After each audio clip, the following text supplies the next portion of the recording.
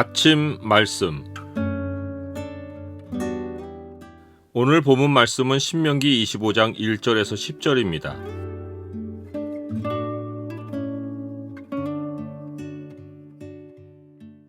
오늘 본문을 명령의 창으로 보면 생명을 어떻게 존중해야 하는지가 보입니다. 명령의 창을 보여주는 구절은 25장 4절입니다. 곡식 떠는 소에게 망을 씌우지 말지니라. 세 가지 규례는 신앙의 공동체에서 사람에게든 짐승에게든 살 길을 열어주라고 가르칩니다.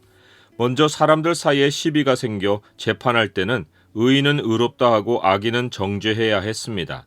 이보다 우선된 지혜로운 해결책은 재판을 받으러 가지 않고 싸움이 일어나기 전에 시비를 그치는 것입니다. 잠언은 다투는 시작은 둑에서 물이 새는 것 같은즉 싸움이 일어나기 전에 시비를 그칠 것이니라 라고 했습니다. 시비를 가리려고 재판장을 찾는 것은 벌써 둑에서 물이 새어 관계에 금이 간 것입니다. 노엽게 한 형제와 화목하기가 견고한 성을 취하기보다 어려운즉 이러한 다툼은 산성 문빗장 같으니라 라고 했듯이 싸움이 시작된 것은 성읍 문을 굳게 걸어잠근 문빗장 같아서 자신이 열고 나오지 않는 한 상대가 그 마음을 열기는 불가능합니다. 일단 싸움의 시비가 재판 자리로 가서 판결을 받아야 하면 반드시 재판장은 의인은 의롭다 하고 악인은 정죄하여 시비를 가려주어야 했습니다. 이것이 두 상대가 살 길이고 공동체가 살 길이었습니다. 악인을 의롭다 하고 의인을 악하다 하는 이 두 사람은 다 여호와께 미움을 받느니라 라고 했듯이 재판장이 재판을 굽게 행하면 하나님이 개입하십니다. 재판장은 악인이 사망에 이르는 죄를 범하지 않았으면 악에 대한 벌로 태형을 선고할 수 있었습니다. 이때 악인의 죄에 따라 수를 맞추어 때리게 했습니다. 죄의 횟수란 악인이 자기를 변호하려고 거짓 진술한 횟수와 같은 것입니다.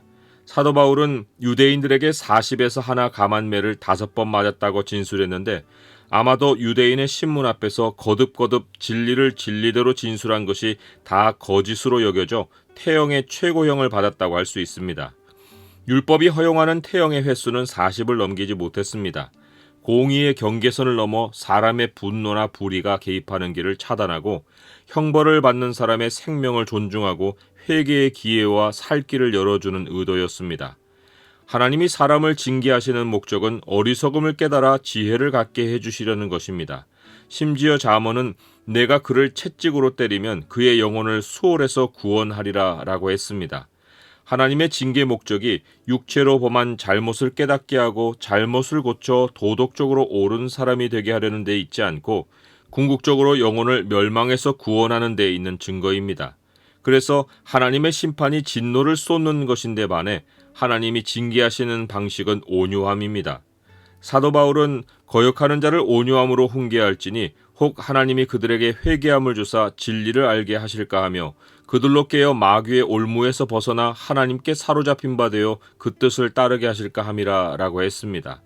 우리가 자녀를 훈계할 때 잘못하는 일이 아이를 옳은 길로 인도하려는 의도를 품었으나 아이 앞에 내 모습을 분노로 나타내어 아이의 마음이 어리석음을 깨닫는 것이 아니라 부모에 대한 무서움만 기억하는 것입니다. 이런 징계를 계속하면 아이는 지혜롭게 커나가기보다 부모를 회피하는 아이로 클 수 있습니다. 이런 일은 부모가 성숙하지 못해서 생기고 하나님의 뜻보다 자기 의지로 아이를 키우려 해서 생깁니다. 야고보는 우리가 다 실수가 많으니 만일 말에 실수가 없는 자라면 곧 온전한 사람이라 능히 온 몸도 굴레 씌우리라고 했습니다. 말 실수 가운데 가장 흔한 것이 성내는 것입니다. 그래서 또한 야고보는 내 사랑하는 형제들아 너희가 알지니 사람마다 듣기는 속히 하고 말하기는 더디하며 성내기도 더디하라. 사람이 성내는 것이 하나님의 의를 이루지 못함이니라 라고 했습니다. 의와 악을 판결한다고 하면서 성을 내버리면 하나님이 이루시려는 의를 이루지 못합니다. 말 실수가 생기는 근본 이유는 사람들이 많이 선생이 되려 하기 때문입니다. 야고보는 내 형제들아 너희는 선생된 우리가 더 큰 심판을 받을 줄 알고 선생이 많이 되지 말라라고 했습니다. 내 아이라도 내가 부모로서 온유함으로 훈계하기보다 못마땅한 심정과 화난 감정을 품고 아이를 가르치려 들면 말실수를 범합니다. 가정에서든 교회에서든 영적 인도자가 재판장의 역할을 하여 의와 악을 판단할 때는 온유함이 선행되어야 훈계가 작동하는 것입니다. 두 번째 규례는 곡식 떠는 소에게 망을 씌우지 말지니라는 것입니다. 하나님 백성은 사람에게도 살 길을 열어주고 짐승에게도 소망을 주며 일을 하게 해야 했습니다. 잠언은 의인은 자기의 가축의 생명을 돌보나 악인의 긍휼은 잔인이니라 라고 했습니다. 사도 바울은 이 율법에 더 깊은 의미를 전하며 이것이 소를 위해 염려한 말씀이 아니라 전임으로 말씀을 전하는 복음 사역자들을 위해서 기록된 말씀이라고 했습니다. 모세의 율법에 곡식을 밟아 떠는 소에게 망을 씌우지 말라 기록하였으니 하나님께서 어찌 소들을 위하여 염려하심이냐 오로지 우리를 위하여 말씀하심이 아니냐 과연 우리를 위하여 기록된 것이니 밭 가는 자는 소망을 가지고 갈며 곡식 떠는 자는 함께 얻을 소망을 가지고 떠는 것이라. 당시 그리스도인들 가운데 전임 사역자들에 대한 비판이 일어난 것이 사도 바울이 이런 말을 하게 된 원인이었습니다. 사도 바울은 위와 같이 모세 율법을 인용해서 설명한 후에 우리가 너희에게 신령한 것을 뿌렸은즉 너희의 육적인 것을 거두기로 과하다 하겠느냐라고 반문했습니다.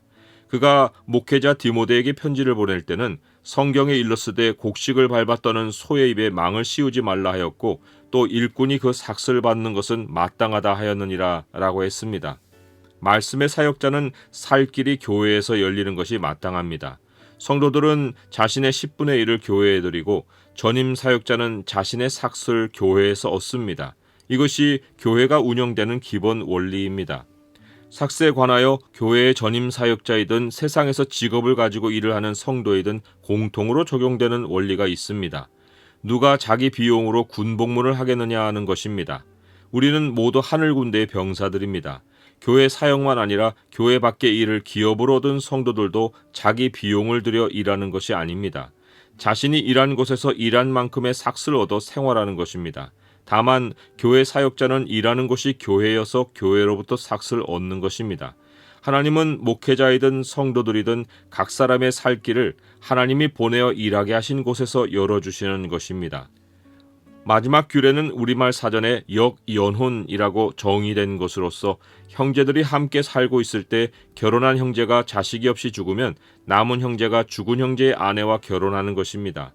이것은 자식이 없이 과부가 된 여자를 집안 사람이 보호하고 그에게 살 길을 열어주는 규례입니다. 딸이 있는 경우 율법은 죽은 자의 딸이 자기 지파 사람과 결혼하는 것을 조건으로 딸에게 기업이 이어지게 했습니다. 역연혼이 성립하려면 아들도 딸도 없어야 했습니다.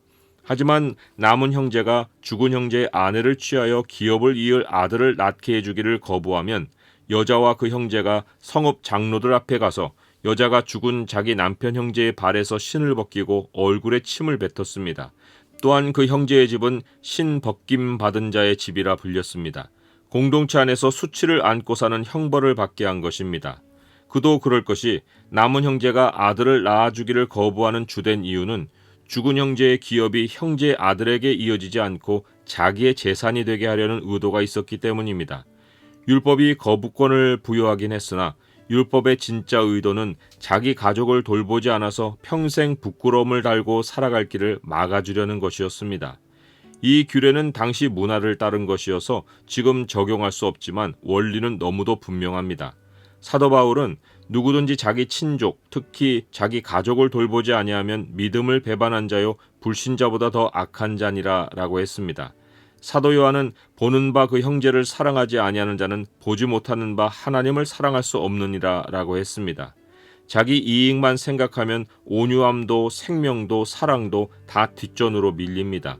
사도 요한이 우리는 형제를 사랑함으로 사망에서 옮겨 생명으로 들어간 줄을 알거니와 라고 했듯이 그리스도 안에서 사는 우리는 모든 일의 결정에서 형제의 살 길을 항상 살피는 영생의 사람들입니다.